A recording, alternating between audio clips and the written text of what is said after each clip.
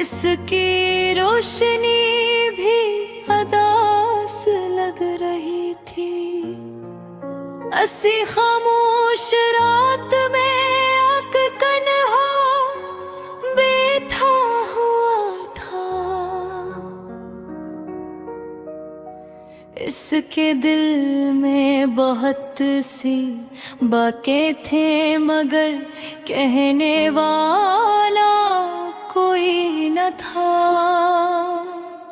कभी वो आसमान की तरफ देखता, कभी जमीन की तरफ नजरें झुका लेता।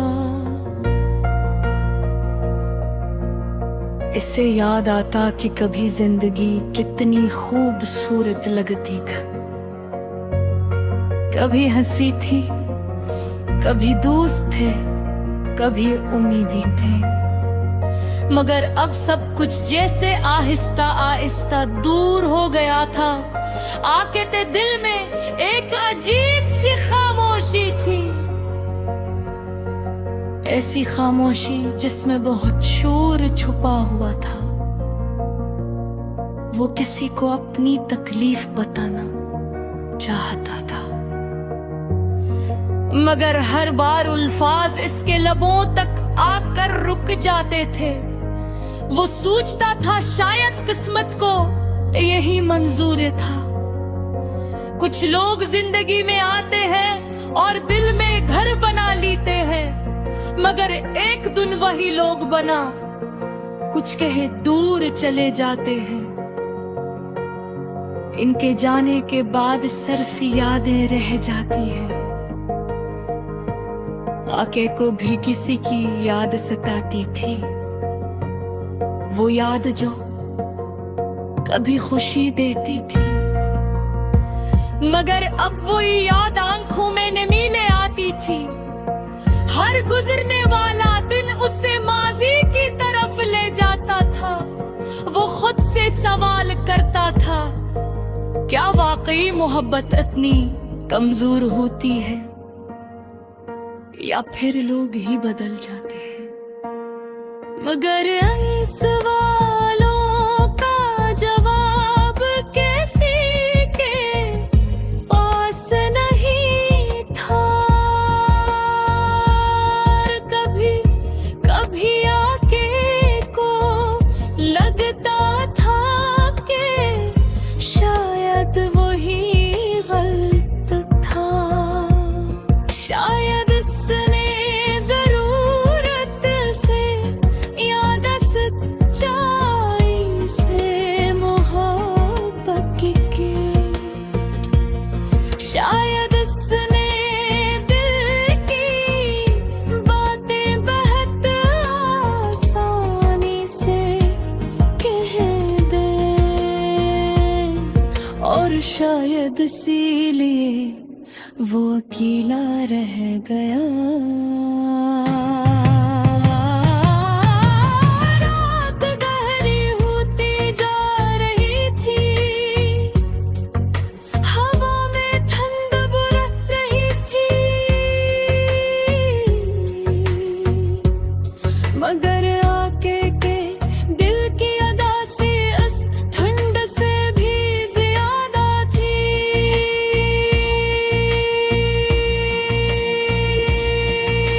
आहिस्ता से मुस्कुराने की कोशिश करता, मगर उसकी मुस्कुराहट भी अदास हो जाती।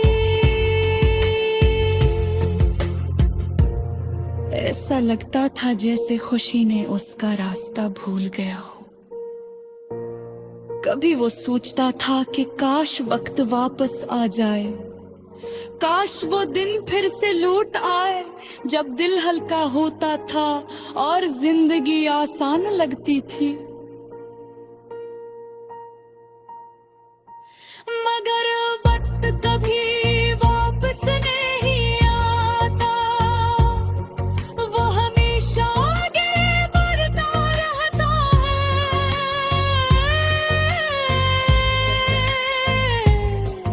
और इंसान को भी अपने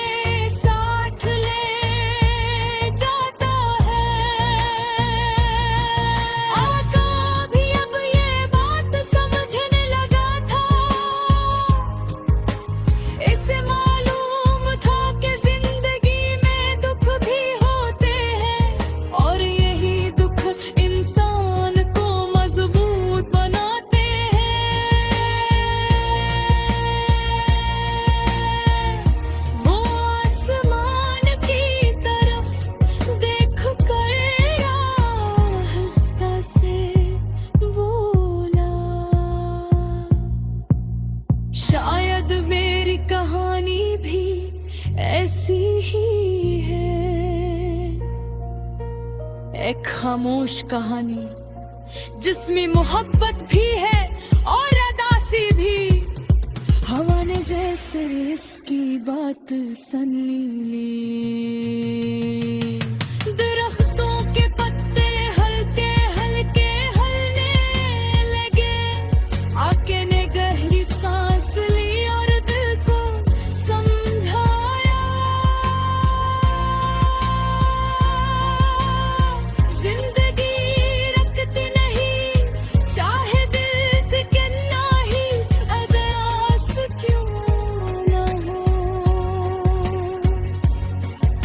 वो जानता था कि शायद कल का दिन बेहतर हो। शायद किसी दिन दिल की ये खामोशी खत्म हो जाए। शायद कभी फिर से जिंदगी में रोशनियां हो जाए। मगर उस वक्त वो सिर्फ खामोशी के साथ बैठा था, अपनी यादों के साथ। और उस रात चांद, हवा और खामोशी आके की अदास गजल सुन रहे थे।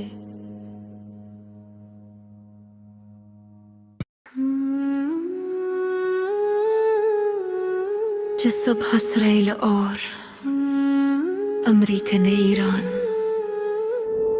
पर मुश्तरक हमला किया, इस रात में कहरान में मौजूद था। अगले दिन मुझे वात मरहूम के देरी ना दोस्त आई तिल्ला।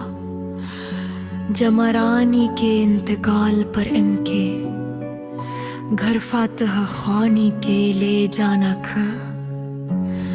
इछले पे हर मुझे महसूर सवा के कहीं दूर से।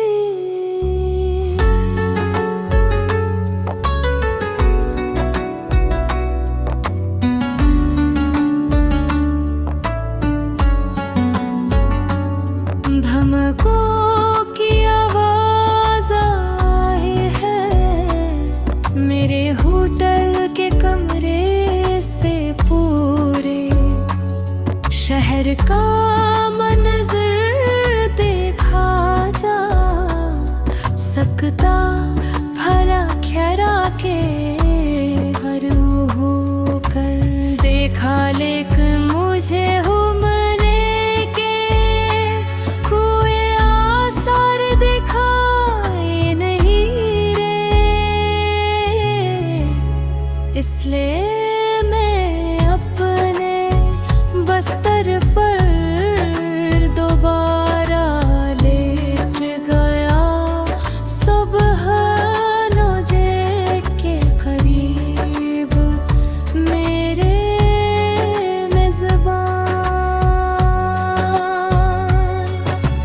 दोस्त ने फोन पर मतला किया कि ईरान पर हमला हो चुका है और मुझे फौरी तौर से निकल जाना चाहिए। उस वक्त कुछ फासले से बमबारी की आवाजें सुनाई दे रही थी। तबाह हदूद बनन को चकी थे और सिर्फ ज़मीनी सफर ममंत था। मेरे मेज़बान ने रे गारी प्यार न मज़ा किया। मुर में दो रफ़क़ा की मयत में तरके की सरहद की तरफ निकल गया कि उनका तरके के पर सफर नसीब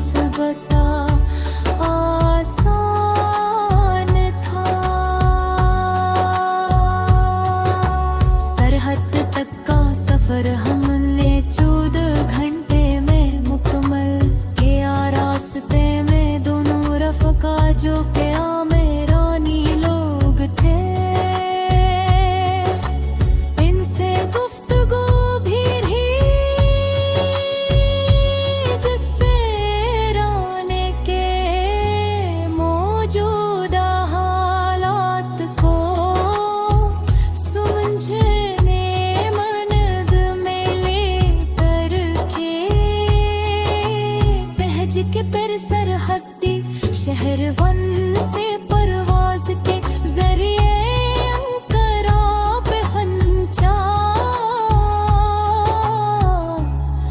जहां मेरे मुस्तकल में ज़बान महमूद भार कतीरे पर आके चाहे गुजारे। हमरा इस्तकबाल के लिए मौजूद थे पाकिस्तान जाने के लिए, जब अपने सफर के मुंतजम से राबता किया तो मालूम हवा के आज़रबैजान के रास्ते इस्लाम आबाद तक परवाज इस वक्त मूजो तरीन थी, चूंकि परवाज में अभी 2 दिन का वक्त था। तो इस दौरान मुलाकातों का तमाम किया पार्लियामेंट में मौजूद हमारे हम ख्याल अरकान पार्लियामेंट, जिनका ताल्लुक मुख्तलिफ जमाअतों से था, इनसे मिलने के लिए हम पार्लियामेंट तहजीब मिला करत के दौरान